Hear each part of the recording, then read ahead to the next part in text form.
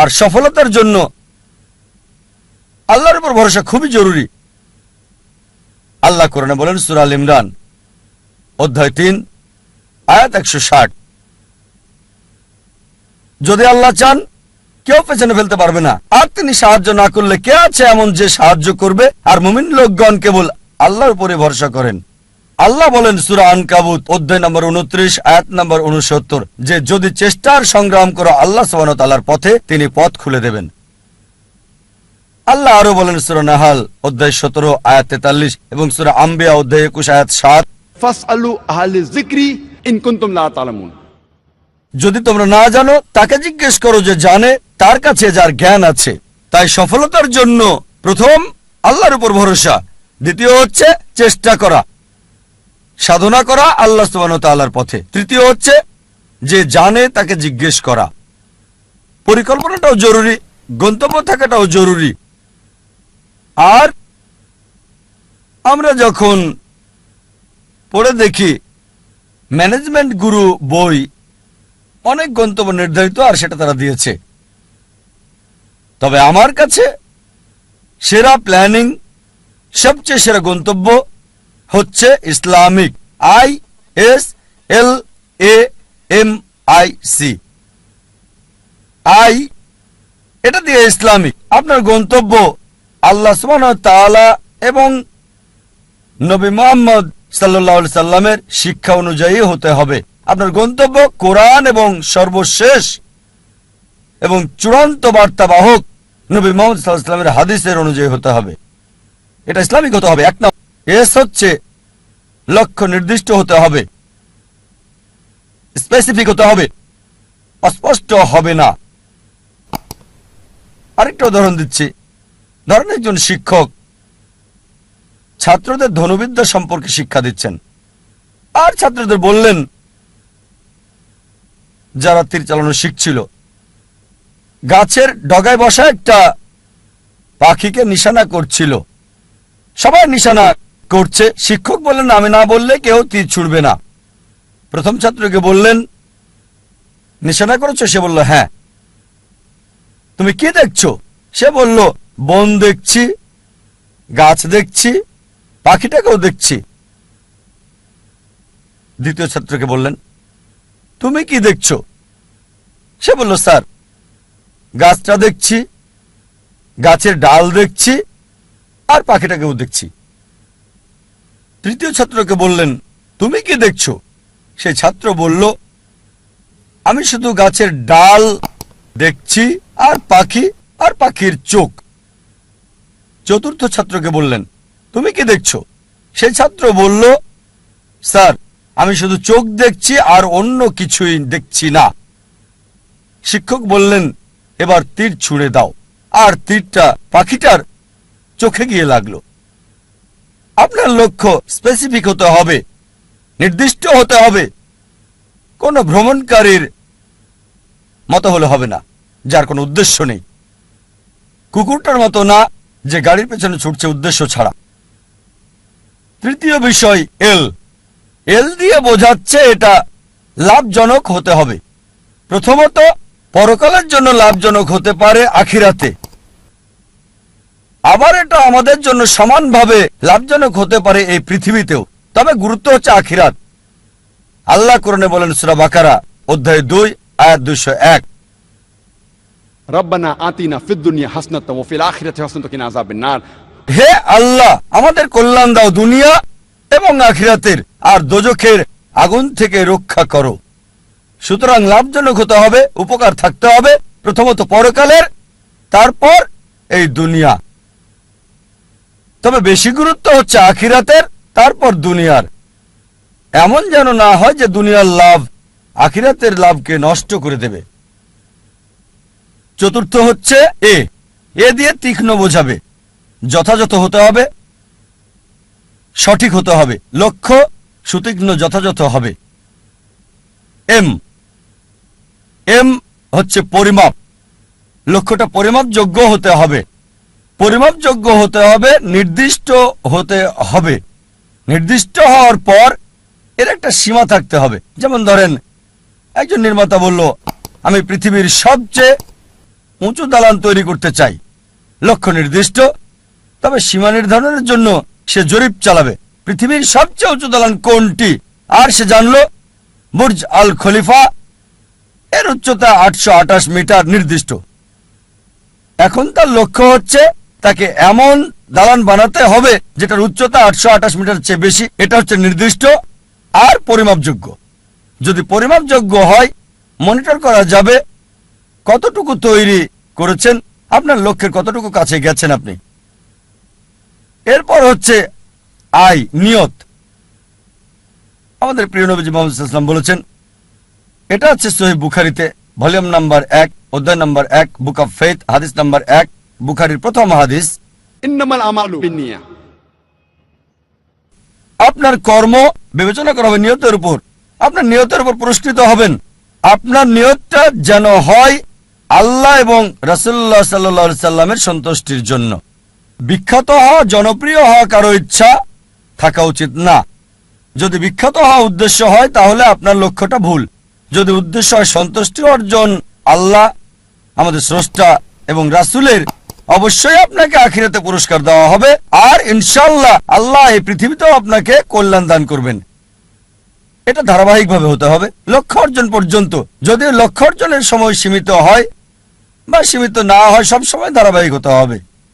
যেমন ধরেন, আপনার লক্ষ্য হচ্ছে রমজান মাসে অন্তত কোরআন পড়তে চান প্রতিদিন 1 পারা, তা আপনার টার্গেট আছে প্রতিদিন 1 পারা পড়বেন। এভাবে ধারাবাহিক প্রতিদিন রমজান মাসে কোরআনের 1 পারা করে আপনি পড়েন। রমজান শেষে পুরো কোরআন হবে শেষ অন্তত একবার। যদি সময় সীমিত না হয়, হয়তো বলতে পারেন আমি প্রতিদিন করে পড়তে চাই। একটা টার্গেট সেট করলেন, প্রতিদিন পড়বেন আধা পারা বা হতে পারে 1 পারা, এভাবে শুরু করলেন। যখন আপনি শুরু করলেন এই পড়াটা আধা পারা বা 1 পারা একদিনে, আর জীবনের শেষ দিন পর্যন্ত এভাবে ধারাবাহিক হলেন, আমাদের প্রিয় নবীজি মুহাম্মদ সাল্লাল্লাহু আলাইহি ওয়াসাল্লাম বলেছেন, এটা আছে সহিহ মুসলিম ভলিউম 1 বুক অফ সালাহ অধ্যায় 272 হাদিস নম্বর 1711। তিনি বলেছেন যে এক লোক নবীজির কাছে বলল, সবচেয়ে ভালো কাজ কোনটি যা আল্লাহ পছন্দ করেন? নবীজি বললেন, আল্লাহ সেই কাজ পছন্দ করেন যেটা ধারাবাহিকভাবে করা হয়, সেটা ছোট কাজ হলেও। একবারে অনেক কাজ করাচ্ছে ধারাবাহিকভাবে কম করাটা ভালো। তাই যে কাজটা নিয়মিত করা হয় সেই কাজটা একবারে অনেকগুলো কাজ করাচ্ছে বেশি ভালো।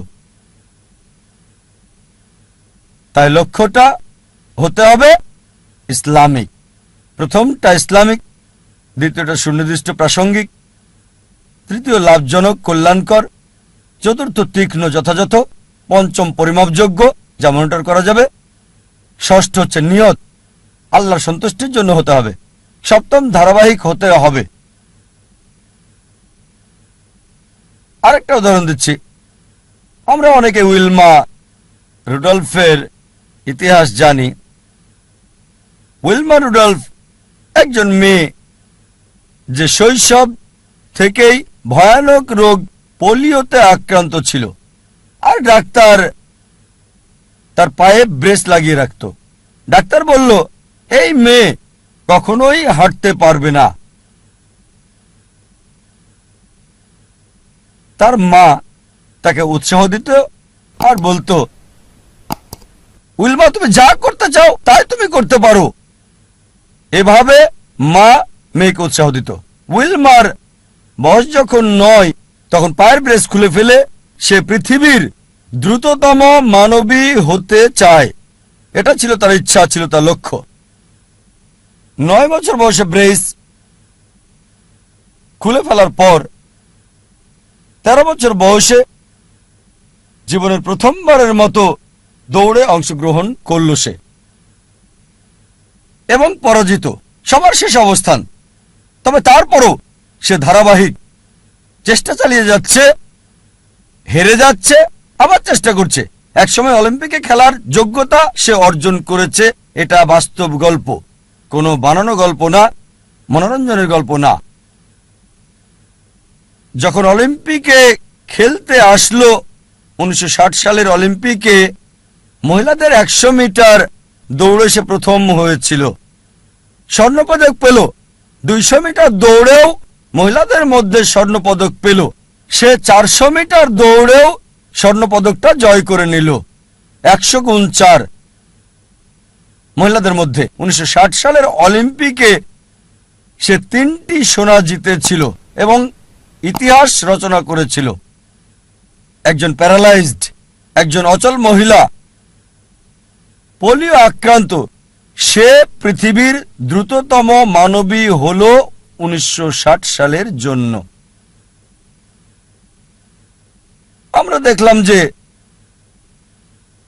উইলমা লক্ষ্য স্থির করেছে। আর যদি ম্যানেজমেন্ট গ্রুপ বই পড়েন, এই বিষয়গুলো তাতে আছে। স্মার্ট গোল বইয়ে আছে, বিস্তারিত আমি বলছি না। তবে চলুন দেখি সে কতটুকু মূল টার্গেট পূর্ণ করেছে ইসলামিক ভাবে। প্রথম হচ্ছে লক্ষ্যটাকে ইসলামিক ছিল, লক্ষ্যটাকে কোরআন সুন্নাহ অনুযায়ী ছিল। তার ব্যক্তিগত জীবন জানি না, তবে এটা জানি সে মুসলিম না। স্রষ্টার জন্য করেছিল কিনা সেটাও জানি না। দ্বিতীয় হচ্ছে লক্ষ্যটাকে নির্দিষ্ট, হ্যাঁ নির্দিষ্ট। সে পৃথিবীর দ্রুততম মানবী হতে চেয়েছে। এটা লাভজনক, কল্যাণকর, হ্যাঁ এই পৃথিবীর জন্য লাভজনক। সুনাম পেয়েছে, সম্মান পেয়েছে। তবে আখিরাতের ব্যাপারে আল্লাহ জানেন, আমি জানি না। আখিরাতে এই অলিম্পিক জয়ের সোনা কোনো কাজে আসবে কিনা। যদি না তা করা হয় আল্লাহ সুবহানাহু ওয়া তাআলার সন্তুষ্টির জন্য। এটা কি সুতীক্ষ্ণ এবং যথাযথ ছিল? হ্যাঁ ছিল। এটা পরিমাপযোগ্য ছিল কি? হ্যাঁ। সে জানতো কে বিশ্বের দ্রুততম মানবী। সময়টা হয়তো 9 সেকেন্ড, 10 সেকেন্ড বা 11 সেকেন্ড ছিল, পরিমাপযোগ্য ছিল। আর সে চর্চা করলো, লক্ষ্য অর্জন করলো। তারপর নিয়তটা কি ছিল? সুনাম অর্জন করা। অবশ্যই তা পেয়েছে। আল্লাহকে খুশি করা উদ্দেশ্য ছিল কিনা আমার সন্দেহ। তারপর ধারাবাহিকতা ছিল, হ্যাঁ ধারাবাহিক ছিল, নিয়মিত চর্চা করেছে। যদিও হেরেছে অনেকবার, জয় করল পৃথিবীর দ্রুততম মানবী। আপনাদের আরেকটা উদাহরণ দিচ্ছি লক্ষ্য নির্ধারণের। ভিন্নতা দেখে একজন মানুষের উদাহরণটা বলছি আপনাদের। একজন মানুষ যার সম্বল ছিল সামান্য, কিন্তু তিনি লক্ষ্যের চূড়ায় পৌঁছেছেন। যে মানুষ, যে ব্যক্তিটি আমার জীবনকে বদলে দিয়েছেন, শরীরের ডাক্তার থেকে আত্মার ডাক্তার করেছেন, আমি নিশ্চিত আপনারা তাকে চেনেন। তিনি হচ্ছেন শেখ আহমেদ দিদাত। চলুন তার লক্ষ্য নির্ধারণ দেখি। শেখ আহমেদ দিদাত, যদি আপনারা তার জীবনী পড়েন তাহলে দেখবেন যে পড়ালেখা করেছেন 6ষ্ঠ শ্রেণী পর্যন্ত মাত্র। তার কারণ ছিল সাংসারিক অভাব। বাধ্য হয়ে পড়ালেখা ছেড়ে দেন তিনি।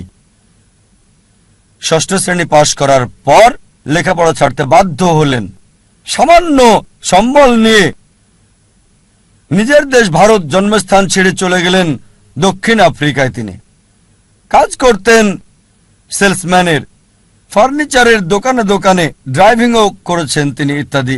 আর দক্ষিণ আফ্রিকায় থাকাকালীন তিনি নিয়মিত খ্রিস্টান মিশনারিদের বিড়ম্বনা শিকার হতেন, যারা বলতো ইসলাম একটা অনুপযোগী ধর্ম, নির্দয় ধর্ম।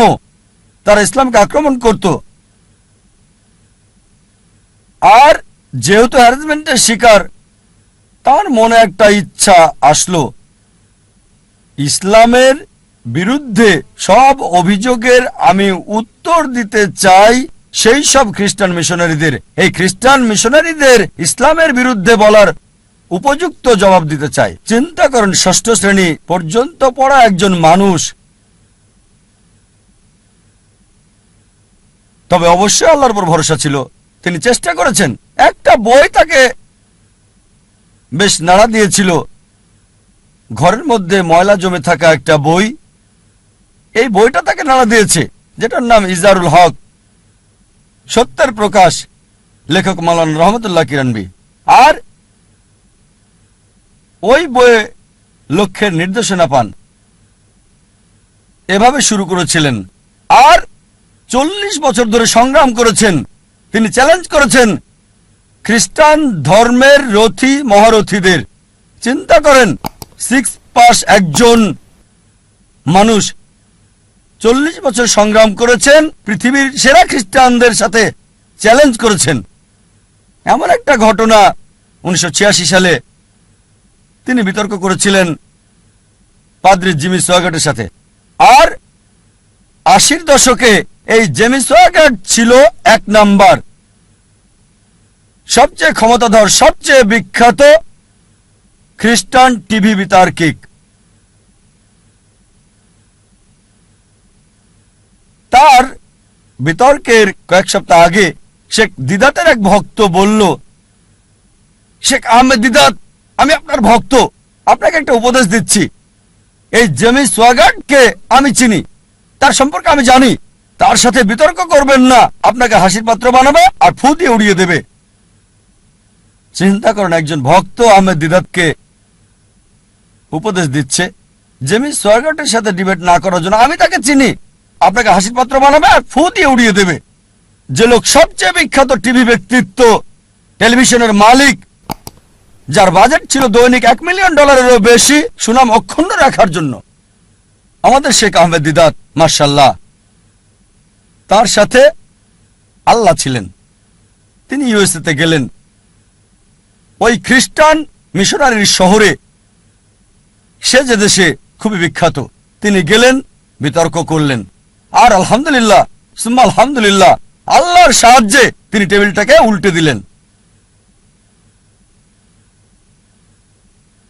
চিন্তা করেন, একজন মানুষ সামান্য পুঁজি নিয়ে, স্কুলও পাশ করেননি, গ্র্যাজুয়েশন তো দূরের কথা, চ্যালেঞ্জ করেছেন খ্রিস্টান সম্প্রদায়ের প্রধান নেতাদেরকে। তারপর থেকে তিনি সবচেয়ে বড় বাধা বিশ্ব খ্রিস্টান নেতাদের জন্য, খ্রিস্টান মিশনারিদের জন্য। একা একজন মানুষ, শেখ আহমেদ দিদাত, আল্লাহ সুবহানাহু ওয়া তাআলার সাহায্যে সমগ্র খ্রিস্টানদের চ্যালেঞ্জ করেছেন।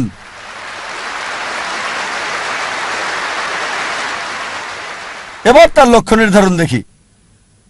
1 নাম্বার হচ্ছে ইসলামিক। প্রথমে এটা কি ইসলামিক ছিল? কোরআন এবং সহিহ হাদিস মোতাবেক এটা কি আল্লাহ এবং রাসূলের জন্য ছিল? স্বাভাবিকভাবে হ্যাঁ ছিল। এ কারণেই তিনি লক্ষ্য অর্জন করেছিলেন। দ্বিতীয় হচ্ছে, এটা কি নির্দিষ্ট ছিল? হ্যাঁ, তার লক্ষ্য নির্দিষ্ট ছিল। আমি ইসলামের বিরুদ্ধে অভিযোগের উত্তর দিতে চাই, এটা ছিল নির্দিষ্ট। যথাযথ জবাব দিতে চাই, অমুসলিমদের মন থেকে ইসলাম সম্পর্কে ভুল ধারণাটা সরাতে চাই আমি। তৃতীয় বিষয় হচ্ছে, এটা কি লাভজনক ছিল, কল্যাণকর ছিল? তিনি আখিরাতের লাভ চেয়েছেন, আর ইনশাল্লাহ ইনশাল্লাহ আল্লাহ তাকে জান্নাত দেবেন ইনশাল্লাহ। কিন্তু আখিরাতের কল্যাণের পাশাপাশি দুনিয়াতেও সম্মান পেয়েছেন। দেখেন, 6ষ্ঠ শ্রেণী পাস একজন মানুষ 1986 সালে মুসলিম বিশ্বের নোবেল পেলেন মানবতার সেবায়, বাদশাহ ফয়সাল পুরস্কার তাকে দেওয়া হয়েছিল। 6ষ্ঠ শ্রেণী পাস লোক, তিনি পুরস্কারের জন্য করেননি, হয়তো পেয়েছেন $200, সেজন্য করেননি। পুরস্কারটা ছিল হয়তো স্বর্ণ, সেজন্য করেননি। তিনি করেছেন আল্লাহ এবং রাসূলের জন্য। আল্লাহ আখিরাতে পুরস্কার দেবেন, এই দুনিয়াতেও। লাভজনক। তারপর এটা কি তীক্ষ্ণ ছিল, যথাযথ ছিল? খুবই তীক্ষ্ণ, যথাযথ সময়ে। তার কৌশল সবকিছু যথাযথ ছিল। যখন খ্রিস্টান মিশনারিরা মুসলিমদের বদনাম করত, আমাদের অবস্থান ছিল যখন একেবারে নিচে। এই মানুষ শেখ আহমেদ দিদাত হাজার হাজার তরুণকে অনুপ্রাণিত করেছিলেন, এবং আমাকেও। অন্তত আমরা মাথা উঁচু করে দাঁড়াতে পারি ভালোভাবে। তারপর এটা কি পরিমাপযোগ্য? হ্যাঁ। তিনি কি করলেন? খ্রিস্টান মিশনারিদের লেখা বইগুলো সংগ্রহ করলেন, যেগুলো ছিল ইসলামের বিরুদ্ধে লেখা, যেমন জন গিলক্রিস্ট, এইসব বই জেমস ওগার্ট, আর সেগুলো উত্তর দিলেন। যখন তারা কোরআন এবং ইসলামকে আক্রমণ করত, তিনি জবাব দিতেন তাদের বাইবেল থেকে। কোরআনের আয়াতগুলো সেগুলোর উপরে প্রয়োগ করতেন আর ফলাফল পেতেন পরিমাপযোগ্য। এরপর তার নিয়ত কি ছিল? বিখ্যাত হওয়া নিয়ত ছিল না, বাদশাহ ফয়সাল পুরস্কার পাওয়াটা উদ্দেশ্য ছিল না। নিয়ত ছিল আল্লাহ এবং তার রাসূলের সন্তুষ্টি অর্জন। তারপর ধারাবাহিকতা ছিল, হ্যাঁ ছিল। চিন্তা করেন, তিনি সংগ্রাম করেছেন 40 বছর। তার ইতিহাস পড়লে দেখবেন তার অফিসটা ছিল ছোট্ট একটা ঘর। আর আমাদেরকে বলেছেন সাদা কালো 1000 পাম্পলেট ছাপানোর আগে তাদের মিটিং করতে হতো। চলো মিটিং করি, 1000 সাদা কালো পাম্পলেট আমরা ছাপাতে পারবো কিনা। মাশাআল্লাহ, ধারাবাহিক লক্ষ্যে পৌঁছার আগ পর্যন্ত সংগ্রাম করেছেন। উইলমা রুডলফ এবং শেখ আহমেদ দিদাতের মধ্যে যে পার্থক্য দেখি, তা হলো উইলমা রুডলফের দূরদর্শিতা ছিল না। এই পৃথিবীতে অনেক মূল্য, কিন্তু শেখ আহমেদ দিদাত ছিলেন দূরদর্শী।